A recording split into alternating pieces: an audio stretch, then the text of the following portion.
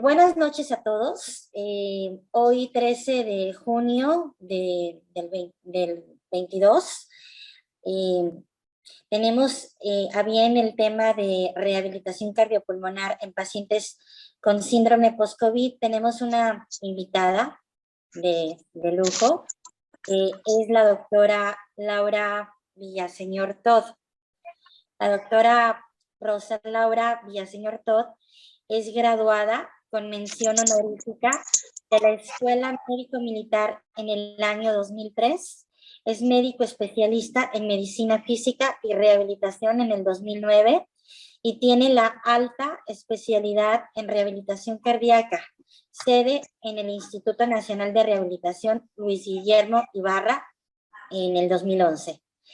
Ha sido coordinador del curso de especialidad de medicina de rehabilitación en graduados de sanidad en las generaciones 2009-2010, profesor adjunto en la materia de rehabilitación para alumnos de quinto año de la Escuela Médico Militar, profesor invitado en diversas materias del curso de medicina de rehabilitación, profesor de la licenciatura de fisioterapia, profesor adjunto en el curso de especialidad de terapia física de los graduados de sanidad.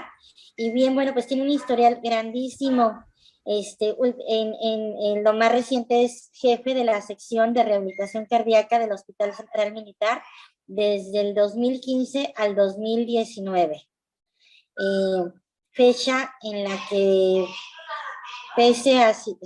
pasa a situación de retiro de las Fuerzas Armadas y actualmente se encuentra laborando en el ámbito de la medicina privada en el Hospital Corporativo de Hospital Satélite en la Ciudad de México.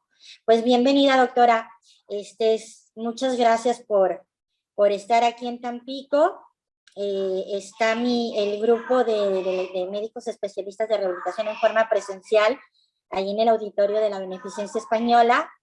Y pues todos los demás estamos por Zoom. Aquí tiene un buen foro de personas escuchándolas, de médicos de rehabilitación escuchándolas, desde diferentes partes de la República Mexicana. Bienvenida.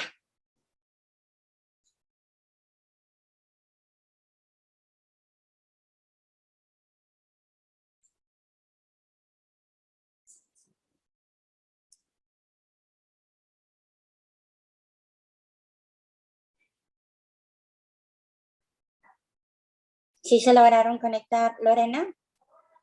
Nada más quítale el micrófono a tu... Pero tu micrófono está puesto. Alejandra, ahí te veo.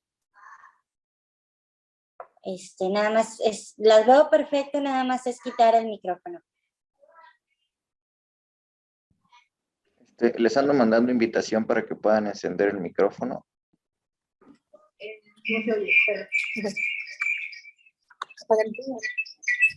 Ya, ahí se escucha, doctora. ¿El mío? Es el mío. Apaga el tuyo. Sí, se está escuchando. Sí, gracias, ya. Muchas gracias. Les agradezco la invitación. Para mí es un honor estar con ustedes. Realmente la ciudad de Tampico para mí es pues muy especial. La familia de mi esposo es de aquí y me encanta lo que es la ciudad. Es una sociedad muy, muy bonita. Creo que en estos últimos años, en general, todos hemos vivido una situación de salud muy estresante.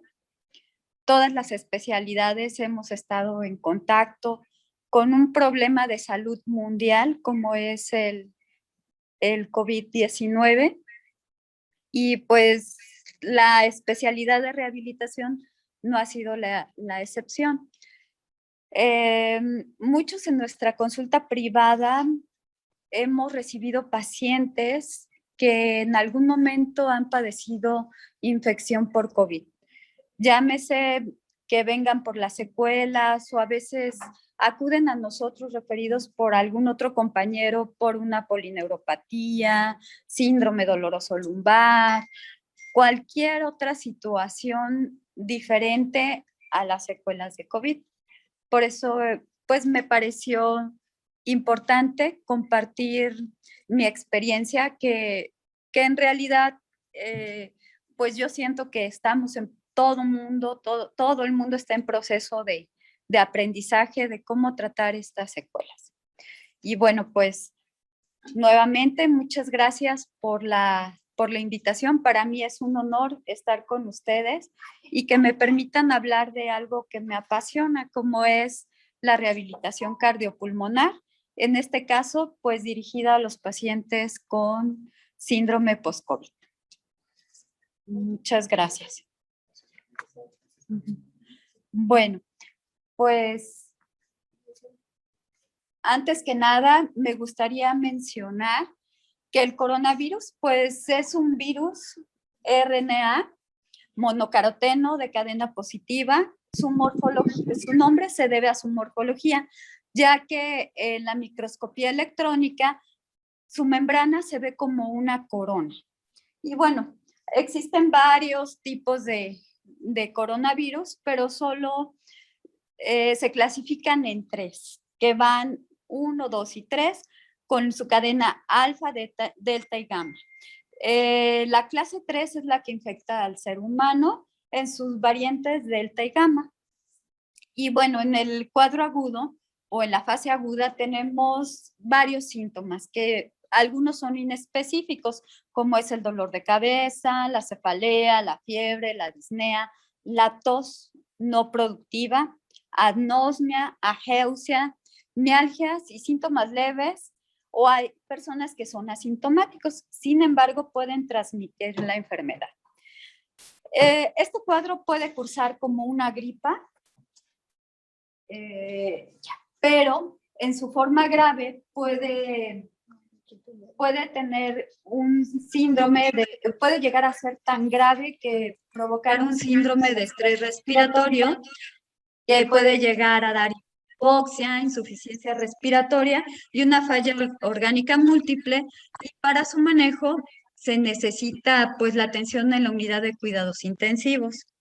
También es importante reconocer que puede haber o no secuelas neurológicas, que pueden ir desde encefalopatía, delirio, síndromes inflamatorios del sistema nervioso central y periférico, o un síndrome de Guillain-Barré, ictus, entre otros.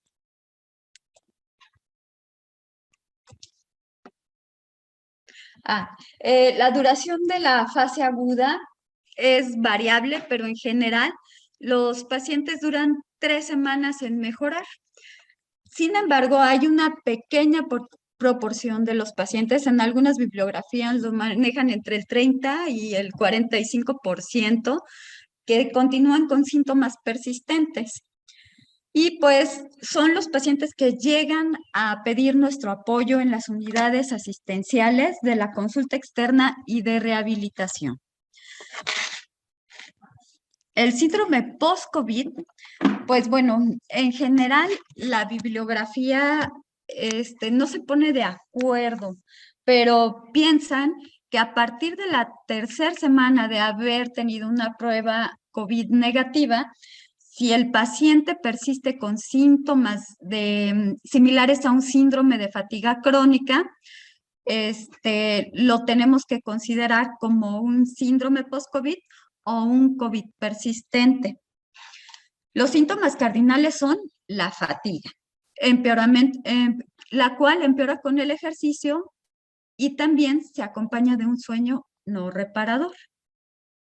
Si ustedes, pues si nosotros mencionamos esto, pues son síntomas inespecíficos que cualquier paciente nos puede llegar a la consulta externa, y pues sí es importante tener en consideración que tenemos que estudiarlo.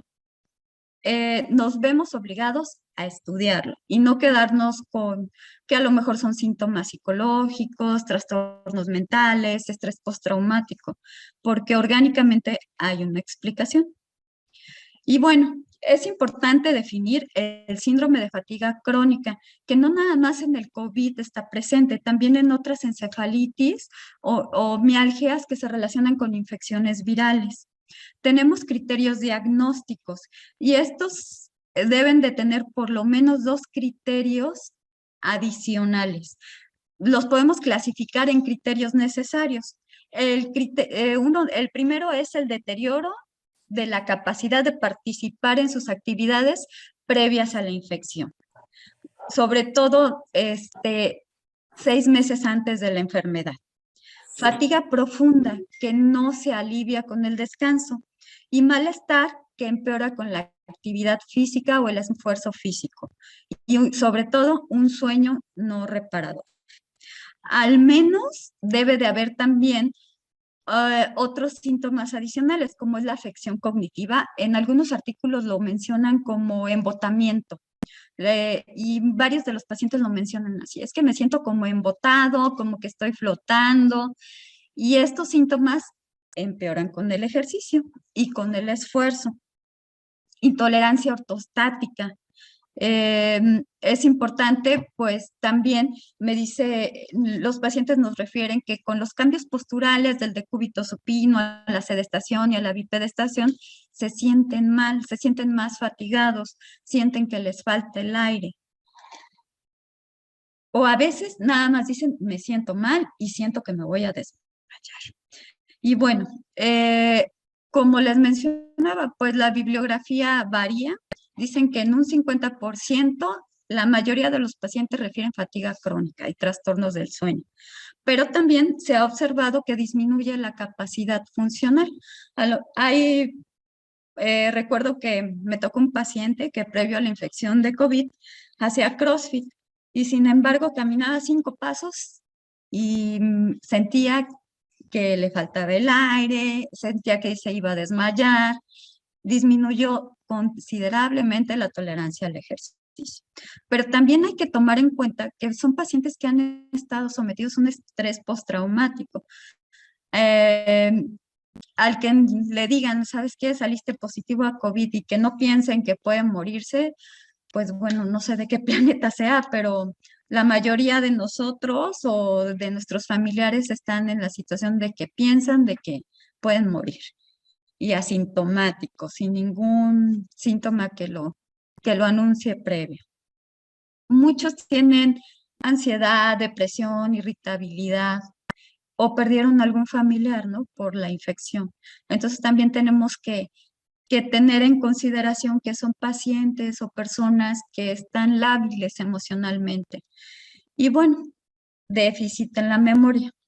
A veces mencionan trastornos en la memoria a corto plazo principalmente, o los pacientes que me ha tocado atender es memoria a corto plazo, olvidan dónde están las llaves, qué desayunaron, y puede haber hasta, por ejemplo, ha habido compañeros médicos que me dicen, no me acuerdo de la dosis de los medicamentos, tengo que jalar al residente para que el residente me cheque las recetas porque pues sé que algo anda mal. Entonces, pues bueno, nosotros en rehabilitación, en terapia ocupacional, tenemos varias estrategias que pueden ayudar a nuestros pacientes. ¿Por qué hay estos síntomas? Pues todavía lo estamos investigando. Hay varias teorías. Dicen que se debe a una respuesta inmune deficiente y que el virus se sigue replicando un tiempo más prolongado en algunas personas. Otros autores sugieren que hay un daño sistémico relacionados a la respuesta inflamatoria excesiva, la tormenta de citocinas, secuelas físicas y mentales psicosociales que también pueden afectar a nuestros pacientes, o puede haber una reinfección por la misma o una diferente variante. No sé si ustedes observaron que pues cuando llegó Omicron todo el mundo decía, ay, es una gripa leve. Pues a lo mejor sí cursa el cuadro agudo como una gripa leve, pero también hemos tenido pacientes que desarrollan un síndrome post-COVID por esa variante, ¿no? Otra hipótesis, pero pues no se ha comprobado porque pues no se ha detectado que el virus replique a más de 3 semanas de la infección aguda. También se piensa que puede haber en nuestro sistema algunos santuarios inmunológicos que, por ejemplo, pues el virus, el sistema inmune es difícil que llegue a esas partes de nuestro cuerpo y que pueda erradicar al virus, que se quede así como silente, como en el caso del herpes zóster, de la varicela, que se aloja en los nervios y que bajan las defensas y puede volver a desarrollar la infección. Entonces, esto nos puede dar al desarrollo de una infección crónica latente, ¿no? Pero bueno, no hemos logrado tener una evidencia científica suficiente para decir esto es lo que pasa. Yo creo que con el tiempo lo vamos a investigar un poquito más y pues vamos a saber qué es lo que pasa con estos síntomas crónicos y persistentes del síndrome post-COVID. Y bueno, ¿por qué es importante pues tomar en consideración que pues una persona que tuvo COVID estuvo sometido a una respuesta inflamatoria severa, que nos puede afectar los vasos, provocando una endotelitis, el miocardio, provocando una miocarditis viral? Hemos observado pacientes que hasta desarrollan un derrame pericárdico viral bastante importante y sobre todo el virus llega al sistema nervioso central y periférico y nos puede dar una neuroinfección, que varios de los síntomas pues explican esto. Los síntomas neurológicos y psiquiátricos pues son incontables. Sin embargo, podemos identificar ansiedad, depresión, insomnio, vasculitis. Tienen un estado de hipercoagulabilidad, psicosis, demencia, parkinsonismo, trastornos en la memoria, anosmia, ageusia, trastornos en el lenguaje y dificultad para la termorregulación. Pero, por ejemplo, también hay algo que, por ejemplo, a mí en lo particular me ha tocado y sobre todo en mujeres es más frecuente la disautonomía. El sistema nervioso autónomo está alocado, por decirlo de una manera coloquial. Se hipotensan con la actividad física, tienen taquicardias, algunos pacientes desarrollan cardiopatía isquémica.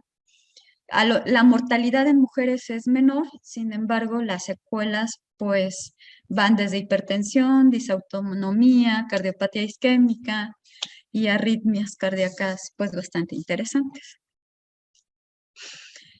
Bueno, a mí me encanta hablar de disautonomía porque generalmente son pacientes que todo el mundo las tira de a loca. Generalmente los compañeros, hasta los cardiólogos, dicen, no creen en la disautonomía, no creen en la disfunción del sistema nervioso autónomo y que les cuesta trabajo regular los cambios posturales. Y bueno, es importante hablar que estas pacientes o pacientes hombres pueden tener una taquicardia postural paroxística, generalmente refieren mareo, inestabilidad y palpitaciones, intolerancia al ejercicio, dolor torácico. Y bueno, es importante establecer un diagnóstico de acuerdo a ciertos criterios, como es la taquicardia paroxística, más de 30 latidos por un mínimo de 10 segundos, de 30 a 40 latidos arriba de su frecuencia cardíaca basal. Son pacientes que generalmente llegan con una frecuencia cardíaca de 90. Entonces, si nosotros la cambiamos de posición, la frecuencia cardíaca va a aumentar mínimo de 30 a 40 latidos. También podemos mencionar hipotensión ortostática, datos de bajo gasto que pueden ir desde mareo, dolor torácico o presentan un síncope. Entonces, y pues la duración es por lo menos de 3 meses después de la infección. Y bueno, este es el panorama general. ¿Por qué me gusta mucho hablar de lo que es el síndrome post-COVID?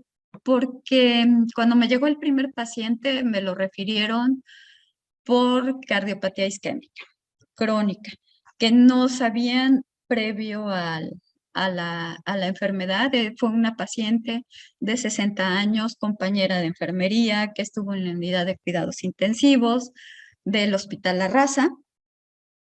Y sin embargo, pues la dieron de alta. Ya no, y le dijeron, vete e incorpórate a tus actividades normales.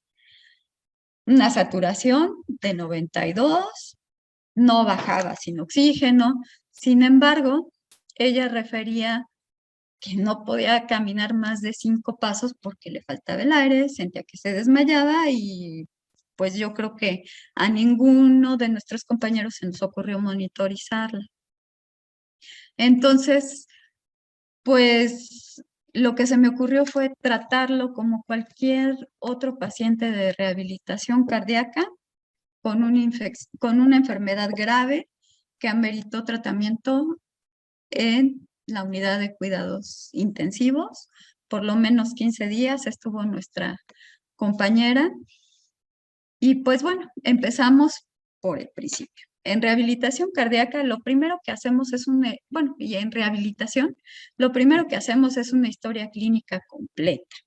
Un análisis postural, un análisis de la marcha, y en base a eso tomamos signos vitales.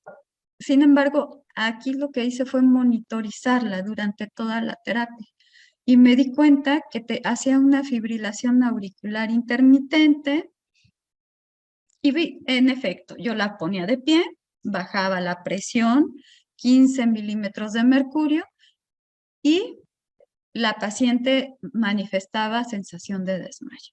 Entonces, pues le pedí su electrocardiograma, su radiografía de tórax, su biometría hemática, su química sanguínea y su examen general de orina. El electrocardiograma no tenía cambios significativos más que su infarto antiguo.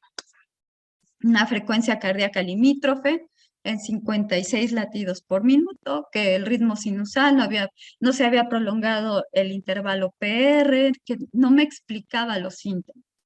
Pero al estarla monitorizando y ver que la frecuencia cardíaca no subía, se mantenía en 57 y se hipotensaba, dije, bueno, algo anda mal aquí. Entonces tomé una radiografía de tórax, no tenía neumonía de focos múltiples, la saturación sí se mantenía a 92, no bajaba, le apagué el oxígeno, 90. Entonces eso no me explicaba los síntomas, no era por hipoxia. Se me ocurrió estratificarlo un poquito mejor y hacerle una flujometría expiratoria, ver qué tanto el flujo expiratorio estaban obstruidos los bronquios. Es un estudio sencillo, barato, el flujómetro nos cuesta 400 pesos, 800, póngale, por muy caro. Y dije, bueno, le voy a hacer una caminata de 6 minutos, monitorizada. Y empecé a ver que hacían extrasístoles, ventriculares aisladas y hasta dupletas. Dije, no, pues aquí algo anda mal.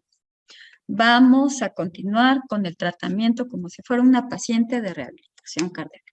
Y bueno, aquí les traigo un ejemplo de algunas radiografías de pacientes que tuvieron COVID y que ingresaron con síndrome post-COVID.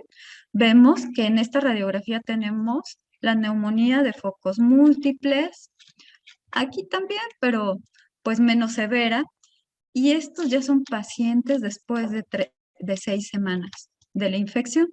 Ya no vemos que hay focos neumónicos, sin embargo vemos que hay una horizontalización costal, que hay aumento de la trama vascular, algo muy similar o datos radiológicos similares a un asma bronquial. Entonces, ¿qué es lo que tenemos? Una obstrucción de vías aéreas superiores. Pero bueno, ya pasó el periodo agudo, ya pasó la neumonía de focos múltiples. Sin embargo, hay pacientes que en la tomografía también nos muestran fibrosis. Entonces, tenemos un daño pulmonar mixto. Se obstruyen las vías aéreas porque quedan pues bastante susceptibles a que se irriten con cualquier cosa, pero además provocan daño en el parénquima pulmonar. Y esto repercute en el tamaño del corazón. Nos da cardiomegalia. Aquí no podemos ver perfectamente bien lo que es el botón aórtico ni los grandes vasos. No definimos bien la silueta cardíaca. Si observamos aquí el ángulo costofrénico, no se alcanza a ver bien. Y el costo diafragmático tampoco, ¿no? Entonces, todo este problema pues nos puede dar secuelas importantes. Como les decía, el electrocardiograma pues lo veo bastante decente, nada más veo aquí una extra, es un electrocardiograma en reposo, y si yo viera muy dentro de parámetros normales, o sea, no me preocuparía por un paciente que me trae un electrocardiograma como este. No hay cambios así que nos digan una arritmia en reposo tan importantes, a menos de que hagamos la electrocardiografía dinámica, o sea, que le pongamos un monitor y vemos cómo se comporta el trazo. Se me ocurrió también, como a todos pacientes que tienen un gasto cardíaco bajo, pues hacerle una prueba de Op-and-Go, también monitorizada. Le pedía yo a mis pacientes que se levantaran de la silla, que caminaran 3 metros y que y medía yo el tiempo. ¿Qué fue lo que observé? Que mínimo tardaban de 2 a 3 minutos, cuando una prueba de Op-and-Go normal es menos de 20 segundos. Y pacientes jóvenes de 20 años, de 30, bueno, también de 40 a 45, como nosotros, jovenazos, tardaban más de 3 minutos algunos en caminar, hacer una prueba de Op-and-Go. La flujometría. Perdón, la caminata de 6 minutos. También se pone al paciente caminar alrededor de 29 metros, se ponen 2 conitos y se toma el tiempo de 6 minutos. Vamos tomando signos vitales cada vuelta y al final contabilizamos cuántos metros caminó el paciente durante ese tiempo, pero en este caso yo sugeriría que lo hagamos con el monitor para ver qué tipo de arritmias tienen los pacientes. Les pido una disculpa porque tuve un poco de problemas técnicos para insertar las imágenes, pero al rato se las muestro. Los pacientes hacían su taquicardia, sus extrasístoles supraventriculares o ventriculares y hasta dupletas. Entonces, eso nos traduce que el miocardio está sufriendo por hipoxia o por la reacción inflamatoria que todavía está persistente. Y dije, bueno, pero ¿qué le voy a hacer a estos pacientes? Pues lo primero es enseñarles a respirar. ¿Y cómo lo voy a hacer? En base a una flujometría. Les enseñaba el patrón respiratorio diafragmático y también la inspiración sumada y medía el flujo inspiratorio para ver qué tipo de respiración pues se adecuaba más al paciente. Cabe mencionar que no todos mejoraban con la respiración diafragmática. Algunos requerían que hicieran la inspiración sumada, sobre todo si tenemos evidencia de que hay fibrosis pulmonar residual. Prolongábamos la exhalación lenta y sostenida con técnica de labios fruncidos para favorecer el intercambio gaseoso. Y bueno, como generalmente son pacientes que tienen un estrés postraumático, también les adapté una técnica de relajación, la técnica de Schultz. ¿Por qué? Porque no necesitamos hacer contracciones isométricas en esta técnica. Es a base de ejercicios respiratorios y es una técnica de autohipnosis que ayuda a que el paciente se tranquilice y pueda respirar mejor y pueda hacer los ejercicios respiratorios. En este caso, pues era biomecánica respiratoria pura. Dejamos a la caja torácica que estuvo sufriendo tanto tiempo por hipoxia. Hicimos un poquito de ejercicios de estiramiento a los músculos accesorios que también estaban contracturados por el esfuerzo ventilatorio. Muchos de estos pacientes decidieron, ¿saben qué? Yo me voy a morir en mi casa.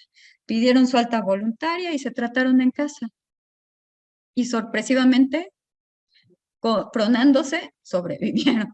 Sin embargo, pues sí tienen ciertas secuelas. Y bueno, como en todo, en rehabilitación cardíaca, lo medimos. Damos una frecuencia, una duración y una intensidad. Y como un compañero decía, este es un traje a la medida. Cada paciente no le podemos, o sea, no hay recetas de cocina. Cada paciente tenemos que dosificar el ejercicio de acuerdo a sus necesidades y de acuerdo a la capacidad funcional residual que él tenga. También me pareció sumamente importante enseñar técnicas de ahorro de energía, primero para actividades básicas y después para actividades instrumentadas de la vida diaria. Es importante tomar en consideración que no hay que hacer valsalva porque las arritmias que yo vi pues sí me daban miedo, ¿no? Y al hacer valsalva podemos desencadenar una taquicardia ventricular y tener que cardiovertir al paciente en ese momento. Entonces pues sí es importante, si tenemos compañeros fisioterapeutas, explicarles que se puede hacer un patrón respiratorio diafragmático sin hacer valsalva, únicamente utilizando los músculos del abdomen para subir y bajar diafragma y apoyar en la exhalación. Que no queremos pues un incidente en la unidad en la que trabajamos. ¿Qué fue lo que empecé a dosificar? Pues bueno, cuántos segundos duraba la inhalación y siempre promover 1 o 2 segundos más la exhalación con la técnica de labios fruncidos. Más o menos aquí les puse un ejemplo de la hoja de programa de casa que les doy a mis pacientes. Le digo, póngase en una situación cómoda, coloque una mano en el tórax, otra en el abdomen. Vamos a inhalar en 3, en 4 segundos y exhalamos en 5 o en 6 con los labios fruncidos. Hacemos 3 respiraciones de esa manera y ya después movemos diafragma, movemos abdomen. Saque y meta su abdomen, pálpelo. A la hora de inhalar, llenamos nuestra pancita y a la hora de exhalar, llevamos nuestro ombligo hacia la columna vertebral. También hay pacientes que su gasto estaba tan bajito que el pararse de la cama hacía que se marearan y que sintieran que se desmayaban.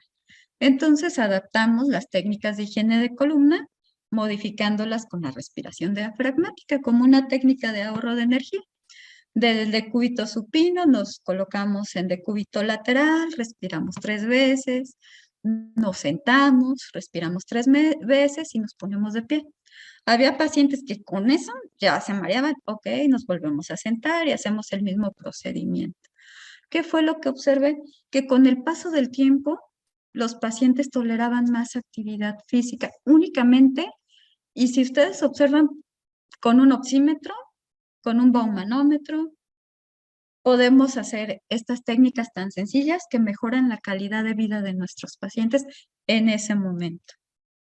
Bueno, también me tocó otro paciente, un general retirado que yo decía, ay, por favor, que a mi paciente no le dio COVID y que le da, y 2 veces. Porque si ustedes me preguntan, diabético, diabético, hipertenso, con fibrosis pulmonar previa a la primera infección de COVID, oxígeno dependiente, hepatopatía crónica, o sea, era mejor preguntarle qué enfermedad no tenía mi paciente. Sin embargo, pues salió de la primera infección, me buscó. Él no radica en la Ciudad de México, entonces hacíamos videollamadas y pues yo le decía, no, oiga, no, a distancia, mejor véngase. No, no, no. Consiguió tener un fisioterapeuta y un terapeuta ocupacional y tiene alberca en su casa. Entonces hicimos un programa de rehabilitación cardiopulmonar en su alberca. Y ahorita, hasta la fecha, el señor ya nada, no mucho, unos 500 metros diarios de estilo de crawl y 100 de pecho, pero pues yo creí que no lo iba a hacer. Y después de 2 infecciones post-COVID, bueno, pues mis pacientes me obligaron a ser creativa. Y bueno, que tenía todo el material, un carrito, le pusieron su desfibrilador, unos paramédicos con BCLS y ACLS. Entonces, bueno, así sí, así se puede hacer telemedicina en rehabilitación cardíaca, ¿no? Pero no todos son tan afortunados como ese paciente, ¿no? Y digo, afortunado desde que salga de la segunda infección post-COVID. Esto quiere decir que no hay edad, o sea, puede ser un maratonista y fallecer por COVID, o puede ser un paciente con todas las comorbilidades y pues estar aquí con nosotros platicando y tomándonos un cafecito, ¿no? Bueno, y dije, ¿qué más podemos hacer? Pues vamos a tratarlos como los pacientes posoperados de cirugía de corazón, que también hacen bajo gasto en las etapas iniciales. Vamos a empezar con ejercicios calisténicos, pero no crean que protocolo de Minnesota porque no lo toleran. En sedestación, empezábamos con flexoextensión de tobillos, rodillas, caderas, hasta miembros superiores. Igual, manejando una fase de calentamiento, esfuerzo y recuperación, monitorizados. Iniciando pues con series de acuerdo a las necesidades del paciente, una serie de, a veces empezaba con 5 repeticiones, 3 repeticiones. Y hubo pacientes que empezamos en decúbito supino, así como si fuera la fase 1 de cirugía de corazón. Alternando la respiración diafragmática o inspiración sumada como una técnica de ahorro de energía. ¿Qué es lo que observaba? Que su frecuencia cardíaca no aumentara o disminuyera más de 30 latidos de la basal. Tomaba la frecuencia cardíaca basal en reposo y veía que no se disparara más de 30 latidos, que la saturación no bajara más de 2 unidades y que no se hipotensara más de 15 milímetros la sistólica o se me disparara, porque hay algunos que hacen una hipertensión sistólica exagerada, ¿no? Y, oh sorpresa, los pacientes empezaron a mejorar. Me permitieron que les integrara el ergómetro de brazos y alternaba primero de brazos, piernas, igual siguiendo la misma dinámica, de acuerdo a lo que tolerara el paciente. O sea, a veces empezaba con 10 minutos del ergómetro y lo fui progresando hasta que alcanzáramos mínimo 30 minutos, que es un entrenamiento aeróbico, con un calentamiento, esfuerzo y recuperación. A veces combinaba 10 minutos a 30 revoluciones por minuto, pero lo recuperaba con los ejercicios calisténicos en sedestación. Calentamiento, calistenia y recuperación, calistenia. Porque de verdad hay pacientes que su gasto cardíaco está bajísimo. Y bueno, hubo este paciente que les comento que hacía CrossFit y que no se podía ni parar de su cama. Logré integrarlo a una banda sin fin, hacerle una prueba de esfuerzo con un protocolo en rampa baja. A veces no toleran ni siquiera la rampa media. Entonces, ¿qué fue lo que observé con estos pacientes? Que generalmente en la prueba de esfuerzo inicial hacen algo que se llama incompetencia cronotrópica. Este es un factor de riesgo de mortalidad independiente de los otros factores de riesgo en pacientes cardiópatas. Entonces dije, no, pues aquí a estos pacientes los tenemos que seguir y forzosamente hay que hacerles una prueba de valoración de la capacidad funcional antes de prescribir el ejercicio para determinar cuál es su frecuencia cardíaca máxima, su frecuencia cardíaca de reserva, cómo es la respuesta cronotrópica, cómo es la respuesta presora, e ir haciendo pues una reeducación, por decirlo de alguna manera, o una memoria neuromuscular para que vayan tolerando más ejercicio. Y lo más importante, aunque los neumólogos ya le decían, no, ya no use oxígeno, yo vi que en algunos pacientes, tan solo con trasladarse de su casa al consultorio en vehículo, me llevaban con una saturación de 60, de 70. Entonces, pues yo los empecé a entrenar con oxígeno. Y en la prueba de esfuerzo, si la saturación me bajaba de 85, yo les ponía oxígeno suplementario. Así fuera medio litro, 1 litro durante el ejercicio, yo vi que la respuesta presora mejoraba, la respuesta cronotrópica también, y con eso yo lo podía entrenar pues más tranquilo, sin incidentes. Utilizando pues los principios de la Asociación Americana de Medicina Deportiva, hay unas tablas que nos dicen tiene alto, bajo, moderado o un riesgo máximo de hacer un evento adverso durante el ejercicio. Y de esa manera nos evitamos problemas y sustos durante las terapias.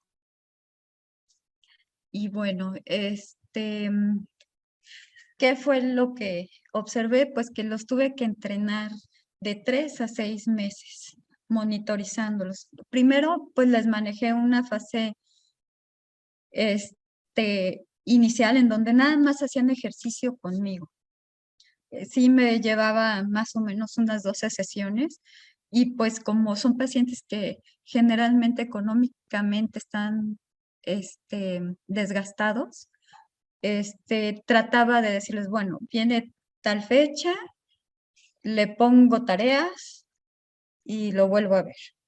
Y así nos la llevamos hasta que cumplieron los 6 meses, volví a hacer otra prueba de esfuerzo y me di cuenta que la incompetencia cronotrópica desapareció. Mejoró la tolerancia al ejercicio, mejoró la capacidad funcional y también estuve leyendo algunos artículos donde les metía un poquito de hidratos de carbono simples, 35 minutos antes del ejercicio. Entonces eso me permitía que las primeras fases del entrenamiento no gastaran sus proteínas y no se nos pusieran malitos, o sea, toleraban más el ejercicio. Entonces, pues bueno, yo considero que aunque en un inicio los compañeros de Neumo restringen el consumo de frutos, pero recomiendan los cítricos. Entonces, pues que se tome una naranja, una mandarina, los frutos rojos, 30 minutos antes del entrenamiento y eso les va a dar la energía suficiente para tolerar la terapia.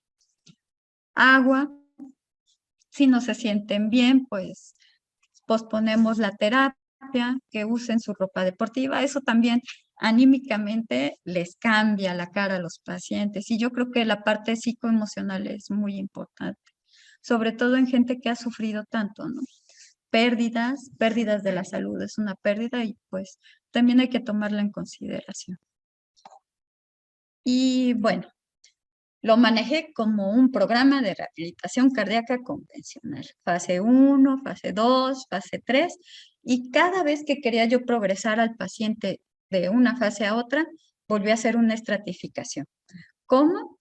Tele de tórax, electrocardiograma y los estudios generales. Si veía que había alguna arritmia como la fibrilación auricular, pues les pedía su Holter y su ecocardiograma. ¿Por qué? Porque la fibrilación auricular hay que ver si se agrava con la apnea del sueño, que muchos tienen apnea del sueño y la saturación baja durante la noche. Entonces, pues cada una de estas fases perdón, soy asmática.